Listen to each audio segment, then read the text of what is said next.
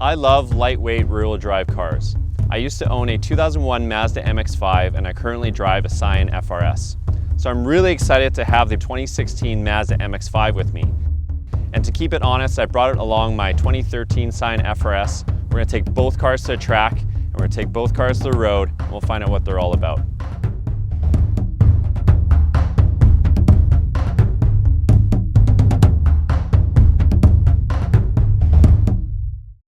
Okay, start things out in the Scion FRS. Compared to the Mazda, this was a much more, a little bit more practical. It was a little bit more just comfortable in general. But the biggest thing for me that convinced me to buy this car was the fact that it was so adjustable.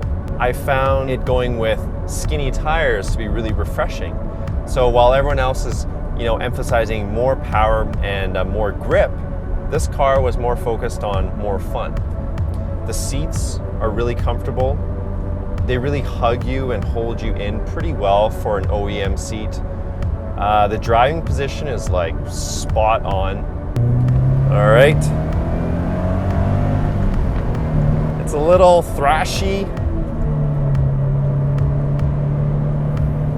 so it doesn't make the loveliest noise in the world, and with the stock intake, it's got this sound generator tube and it just sounds like a vacuum cleaner all the time. I wish that there was a bit more fireworks at the top end. It kind of goes through a fairly lumpy power cycle or power delivery. So, people always complain about how there's not enough power in this car, there's not enough torque. It's a lightweight car, it doesn't need more power, more torque. What it needs is a more linear power delivery. But it does have the advantage of allowing the center of gravity of this car to be really low and to allow it to be more fun. And that's what this car is all about. It's about fun. And I love that about this car. This is one of the better electric steering systems out there. This electric steering system had more feel than the MX-5 that I drove before, and that was a hydraulic unit. So that goes to show you that there is possibilities with electric steering. It just has to be done properly.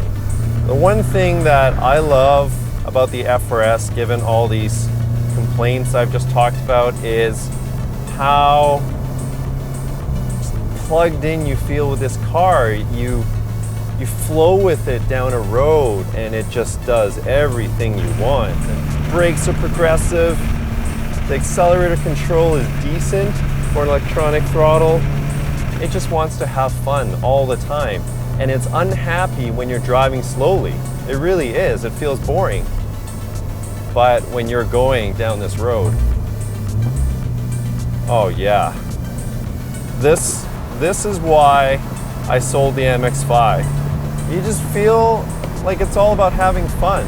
And that is the biggest thing with this car.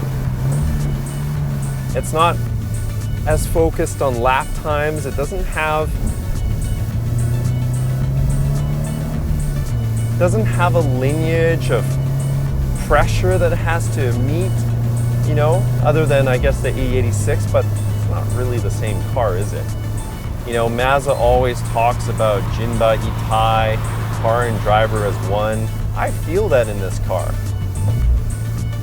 It might not be quite as direct as the MX-5, but it's still pretty direct.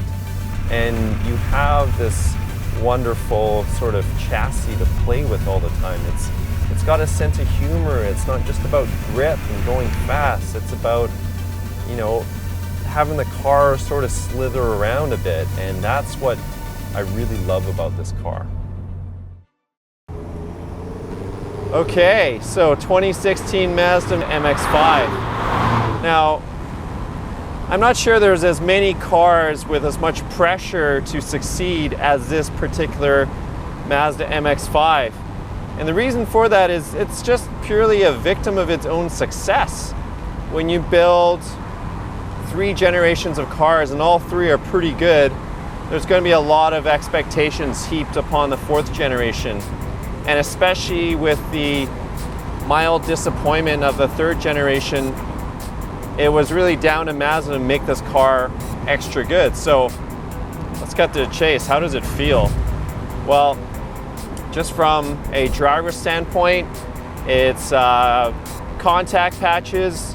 It's a huge improvement over the last generation Mazda MX-5. Just the interior quality is noticeably a step up, and noticeably a step up on the Scion FRS. So that's a big upgrade, and it needs to be because the car is worth a few grand more than the Scion FRS. So, you know, everything is kind of leather-ish trim. There's not as many hard plastics as there are in the Scion FRS. And so you just feel a little bit more special in the car. And it feels like you're right in the middle of the action. And a lot of people laugh when I talk about owning a Mazda Miata back then, and people say, why are you driving a convertible? You're not a middle-aged man, blah, blah, blah. But the thing that people understand is when you drive a convertible, your hair is in the wind, you're in the middle of the action, you can hear that exhaust, you know? And that, for me, makes a sports car. People buy louder exhaust so they can hear the car. How is it any different when you have something that you can hear directly and you can be exposed to the elements? It also helps that this car also handles really well.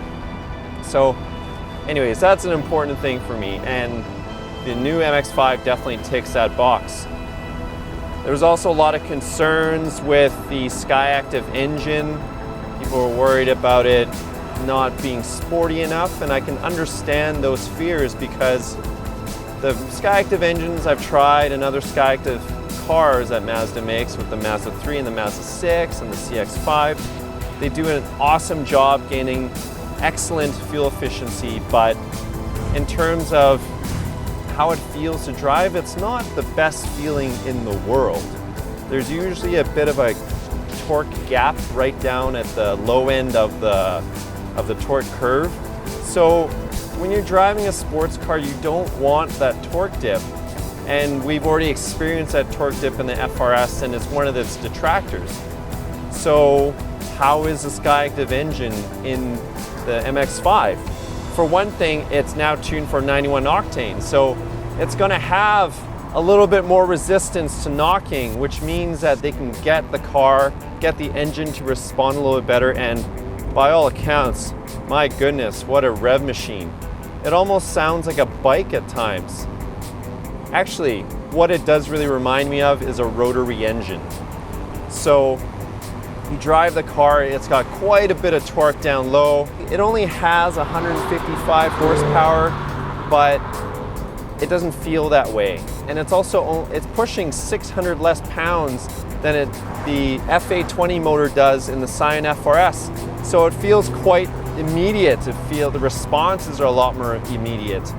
Now, the engine does rev really nicely, but if I had one complaint about the engine, it only revs to about 6,500 RPM, and its peak torque is at 6,000 RPM. So you really only rev it to 6 grand, so you don't have that extra oomph at the end or the fireworks at the end that I kind of miss from the old Miata. But torque, excellent. Power, more than adequate in a car like this. The 6-speed short shifter, wonderful piece of engineering.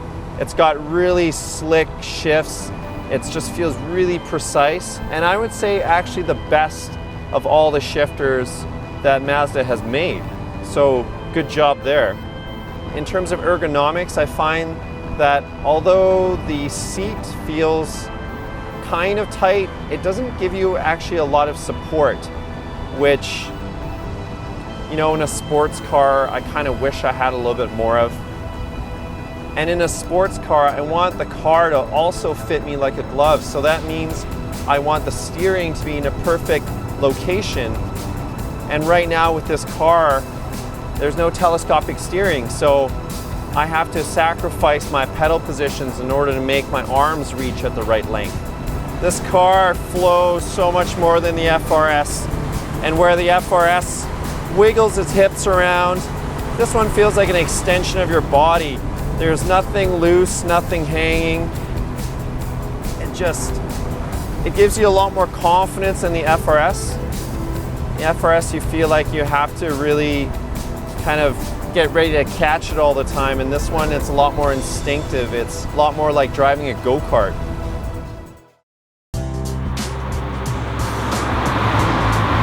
The big difference between the MX-5 and the FRS is in the FRS, I always feel like I have to really push the car to get some fervor and excitement out of it. And in the MX-5, don't need to. This one with the convertible, you still feel like you're a part of the action. You don't have to drive at 10 tenths to extract the most out of it. It's always an experience no matter what. And that's why you see a lot of Miata or MX-5 owners, you know, when it's in the cold of winter, heat cranked, top down, sunglasses and a giant smile on their face. This car leaves a giant smile on your face.